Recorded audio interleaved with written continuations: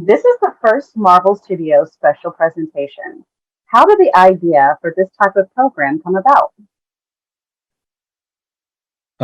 At Marvel Studios, we're big fans of network TV specials from back in the day, and they can range, we're a half hour to an hour special thing that would come on television. Maybe it was a special time each week, maybe a special time each year. And we had noticed that we hadn't seen too many recently. So when we were thinking of the very first Marvel Studios special presentation, we wanted to create that same sense of fun and maybe excitement around something that was unique and unexpected. So we decided that what we were going to look at Werewolf by Night as one of the characters that we had long wanted to put somewhere in the MCU, but hadn't figured out the right spot, and the opportunity to dip in for a shorter presentation that would allow us to introduce this character, see the world from his perspective, and maybe uncover a new part of the MCU, felt like just the right thing to kick off our first special presentation. Michael Giacchino has been a longtime collaborator with Marvel Studios, composing many of our wonderful and memorable scores. And he had approached us because he was interested in directing. And we said, Michael, you're great. Let's do it. And so one of the things that we had talked to him about was, okay, when we're directing, what kind of aspect or qualities do you want to bring to it? And Michael's knowledge of film, TV, video games, and all these mediums that he's worked in was only enhanced by his musical genius. So Michael would frequently come in and bring in samples of music of, this is how we want the scene to feel, and this is what we want to achieve. And it works so well because music is a universal language and very emotional, and it's very easy to get the entire cast and crew on board when you hear a piece of music and you understand what type of emotion we're going for in a scene. Michael has been a consummate collaborator, and I've enjoyed every minute working with him. And I can't wait to figure out a way to see where these characters might go next and what sort of ideas Michael has for them. Werewolf by Night explores a different corner of the MCU. Can you talk about that, and why is it exciting to you? The MCU is populated with superheroes, aliens, alternate dimensions, space travel, all these wonderful, fantastical concepts.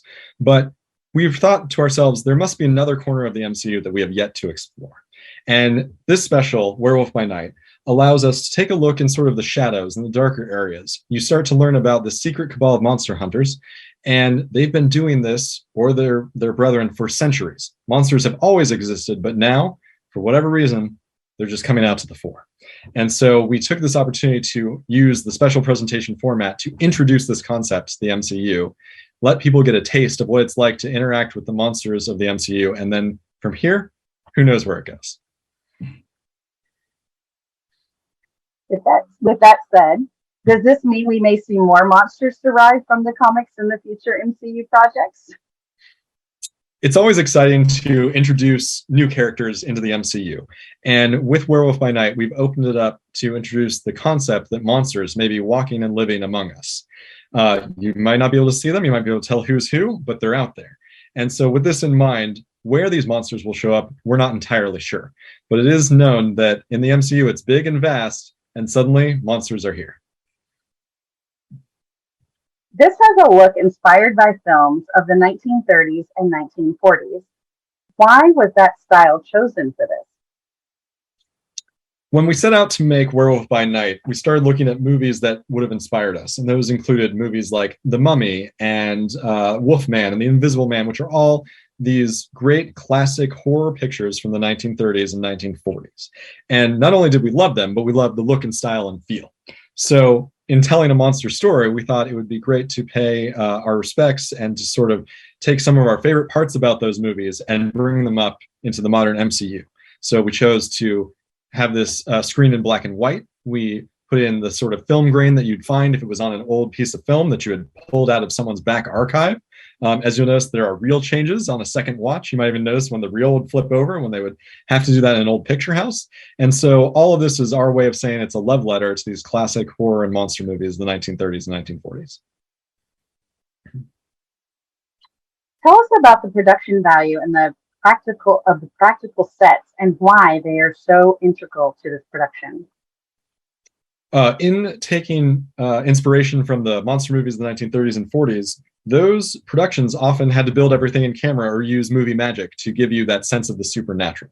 So when we set out to shoot Werewolf by Night, we knew that we wanted to include more practical effects and more real life elements to build as much as we could to capture it in camera, not only to give that sense of it being real on screen, but also to allow our actors to have something tangible to play off of.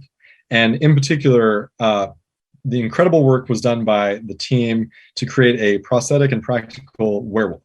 So when you see that werewolf and that monster shows up in the third act, that is a full-on prosthetic suit with incredible work done by our makeup artists, by our prosthetic team, by our hair group as they individually put in all the werewolf hair all over his body.